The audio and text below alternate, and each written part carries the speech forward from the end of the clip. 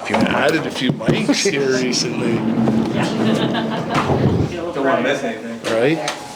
Just 1 second, guys. All good. Colleen, did you want to lead us off today?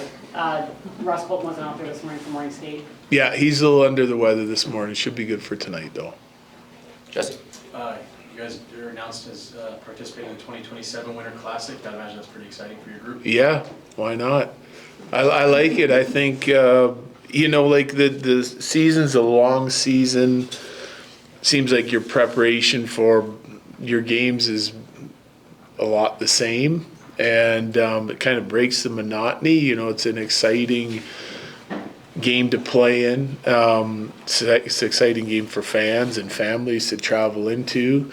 We're playing a great opponent in a great city, and I think it's something that you can kind of circle on your calendar and get up for and be excited about. So, we're looking forward to it. Should be a lot of fun.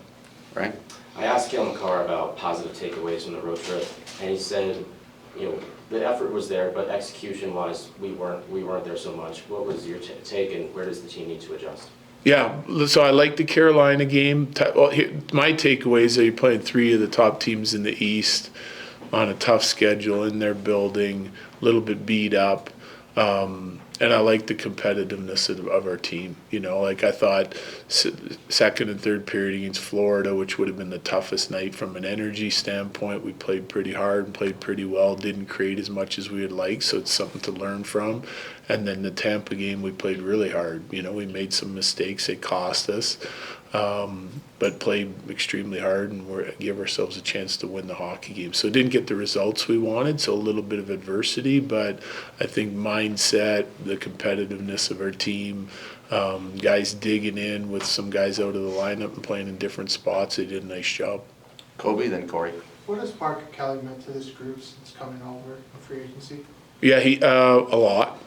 Yeah, I mean, so in his role, I think he's one of those guys that we've talked about. He excels in his role. That's what he does. And a little bit of a Swiss Army knife as well. So he helps you in a bunch of different areas and in different positions, right? So love the physicality and there's a difference between playing hockey at this level and playing to win, And I never doubt when I see Parker Kelly on the ice, he's playing to win. He's just not out there having fun or playing the game or enjoying life in the NHL. He's competing to win on a daily basis, and he helps drive the bus that way, both on and off the ice. And he's a great teammate. So I think he contributes a lot. And like I said before, you're trying to get as many guys on your roster excelling in their roles, and he's one of the guys that does that consistently.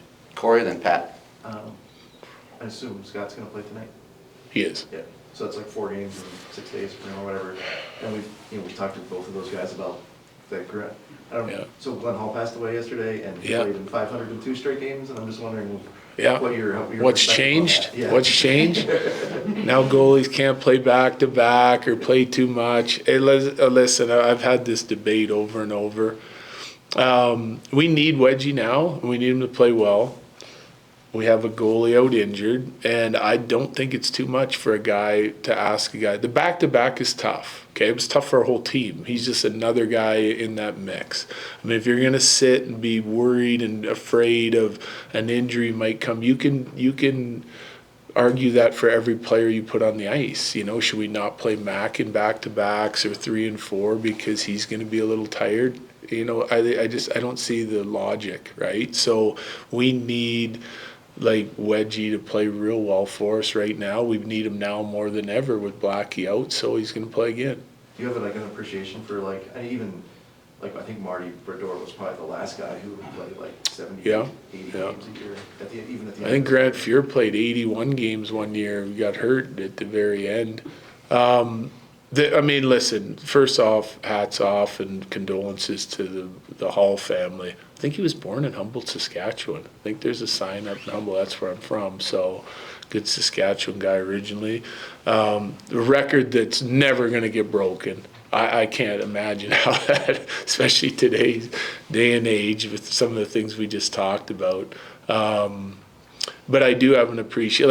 The game was different. I think there was a number of reasons for it. Elite talents, more of a separation between the starter talent and the backup, and because when they knew they had a guy that could play every game the year they did it, and rightly so. There was a number of guys that played a lot of games through that era, and the game has changed. Rest is a weapon. There's no question. There's a lot of management of the goalies so they're fresh come playoff time. I understand it. I just don't believe in every aspect of it. Pat, then Eric. Coach, when you're in the middle of a season like you're having right now, can you take a moment and appreciate it and all the milestones and all this stuff? Yeah, yes and no.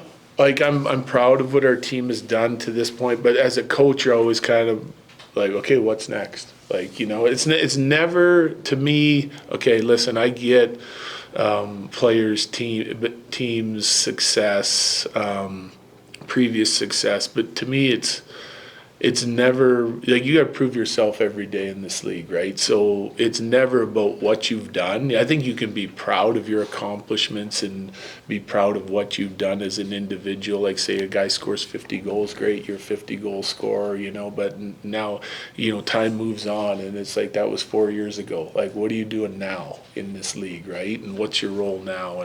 And so it's always about what you're doing and what you're gonna do, not about what you've done in a way for me.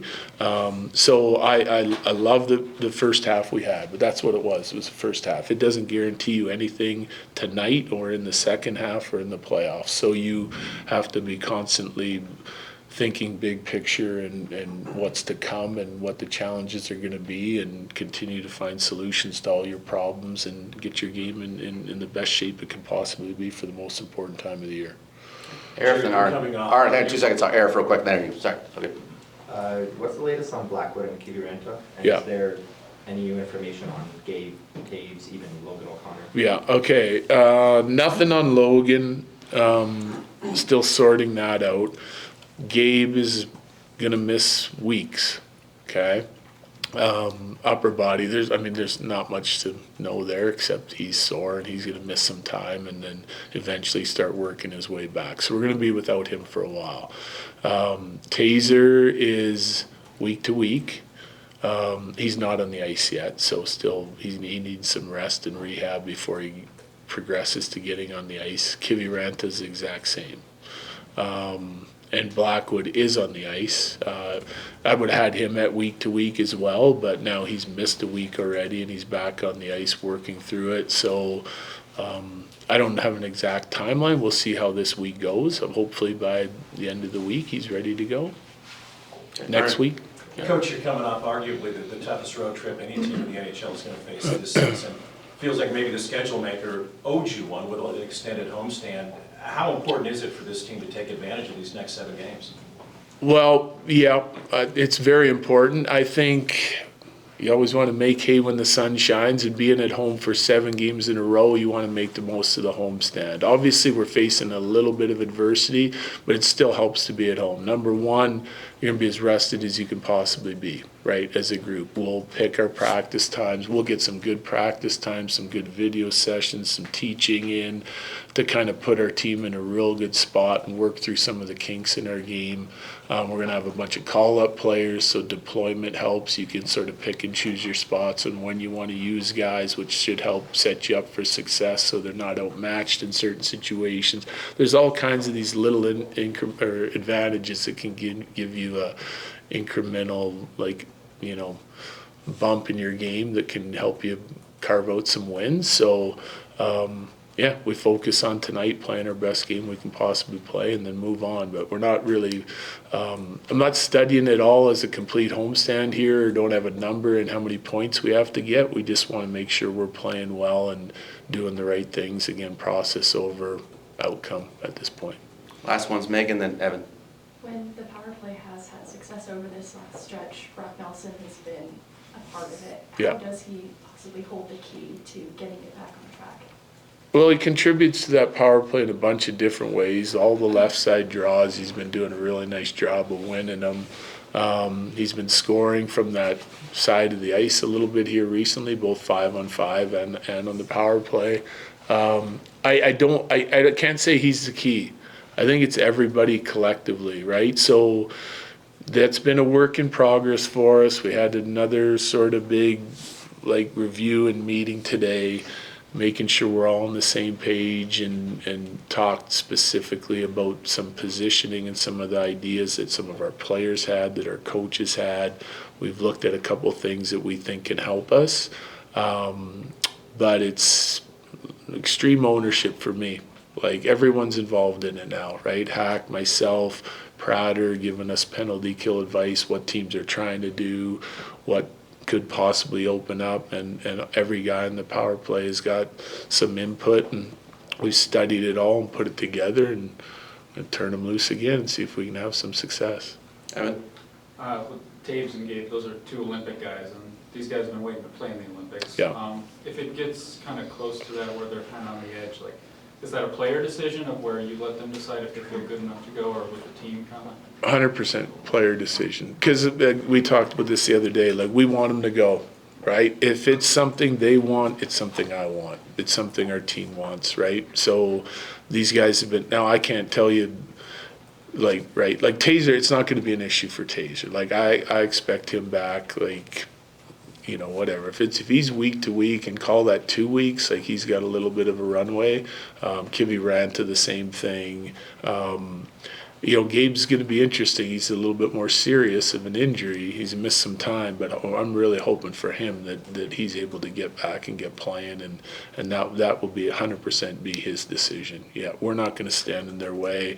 I know that can, you know, make you nervous a little bit. Guys going in that have some injuries, a rest would do them good. Yeah, I get it, but this is the Olympics, and it's could be a once in a lifetime opportunity for some of these guys. Thanks, Chair. Yep. Thanks.